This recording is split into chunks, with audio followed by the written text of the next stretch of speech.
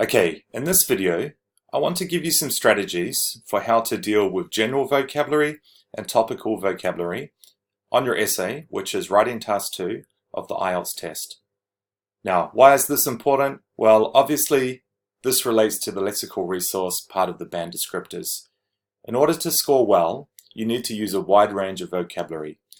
This means using less common words or phrases. So in this video, I want to give you some strategies or give you some ways that you can learn words and phrases that you can use on any essay. In terms of the topical vocabulary, I want to give you an idea that you can use on your essay to avoid repetition of the keywords. So let's review the 5 tasks. We have agree or disagree, advantages and disadvantages, 2 points of view and give your own, problem solution, and occasionally you get given 2 questions which you have to answer together on the essay. Now, I've mentioned this before, there might be slight variations of these tasks, but these are the basic ones. So I'm also going to deal with the structure, so let's review this very quickly. The introduction, the 3 P's which you can see color-coded. In this case, I'm going to use 2 main body paragraphs, and then the conclusion where we paraphrase the position and give a recommendation. Here is a new question. Now, I want to give you a chance to read this, and let's see if you can also identify what task this is. Now, if you have identified this as an agree or disagree essay, well done. Again, I think the hint there is in the question itself, where it says, to what extent do you agree or disagree? But another way to identify this is to look at the statement where there is only one view given. So you're being asked to agree or disagree with that statement. Now, here is my introduction. Now, you may remember the color coding. The blue is the paraphrasing. In orange, I have clearly stated my position. And then in green, I have the preview of my main points. Now, there are 2 key words, diet and students, that I believe I'm very likely to use multiple times throughout the essay. These are what I like to think of as being the topical vocabulary, because this specific topic is dealing with diet and students. So this is what I suggest you do on your essay, and it's brainstorming a list of synonyms, other ways of saying diet or students. So for student, we could say pupil, school students, schoolboys and schoolgirls. For diet, we could say food, nutrition, or a phrase, what they, the students, eat and drink.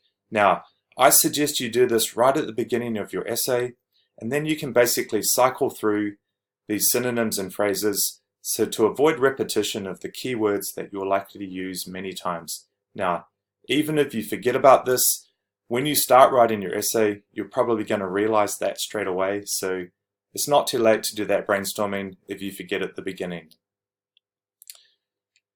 Now, what I've done here is I have put in bold and underlined a phrase which you can use on your essay to state your opinion or your position. So I have the cohesive device in my opinion, and then a very, very clear position. I totally disagree with this. I disagree with the statement that I'm given. Now, in red, I'm going to identify some words which I think are very high frequency ones, which are likely to appear on other essays. And then you can see how I've paraphrased this with synonyms. So I want to give you a chance and see if you can match the red highlighted words from the question to the red highlighted words that I've used in my introduction. See if you can match them together.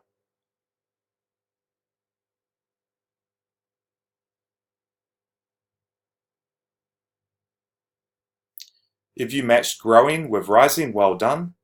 Under stress comes from putting a strain on the healthcare system. Individuals, people. Believe, think. Address is deal with. Ideal way is best way. So that's how I've used synonyms to help paraphrase and use a range of different vocabulary. Let's move on to main body paragraph 1. Now, again, let's review that basic structure where I have my topic sentence in blue, 2 supporting ideas, and evidence with plenty of detail to avoid repetition. Here is a main body paragraph that I've written, well, part of it. I've only given the first idea with evidence. I'll give you a chance to read this.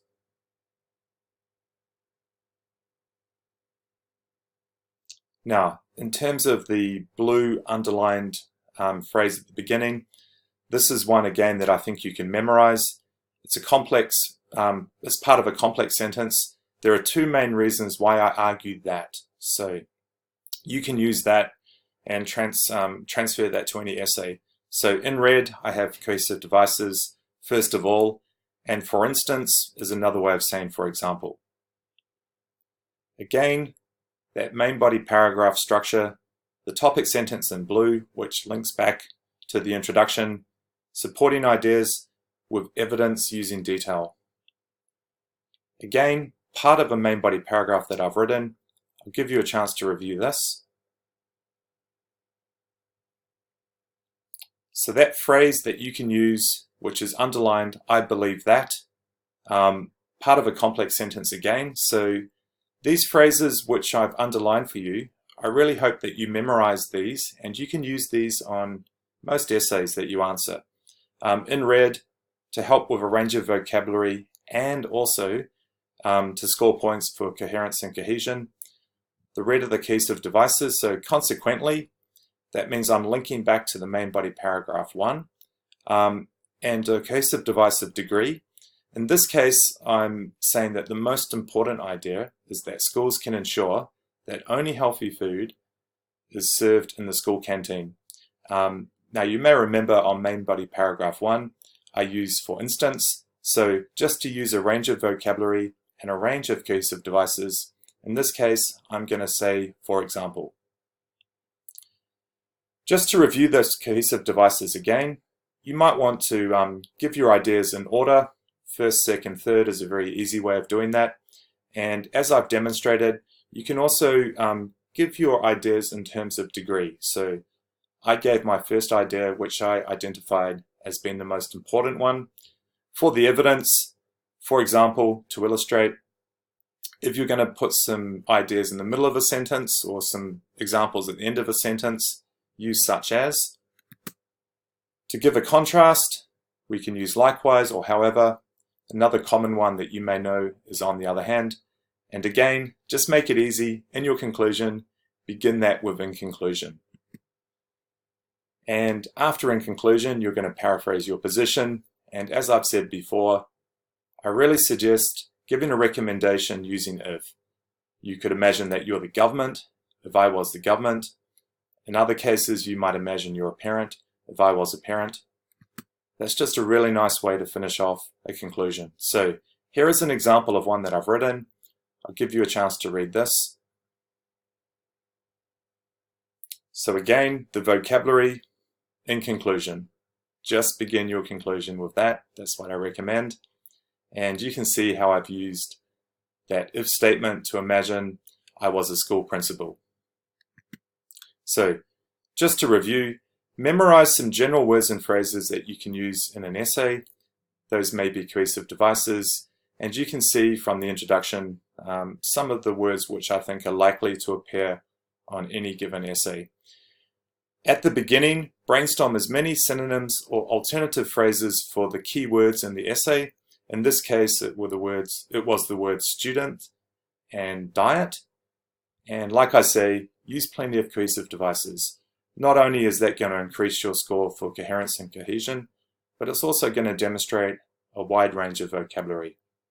So why don't you jump onto grade and see how well you can use a wide range of vocabulary.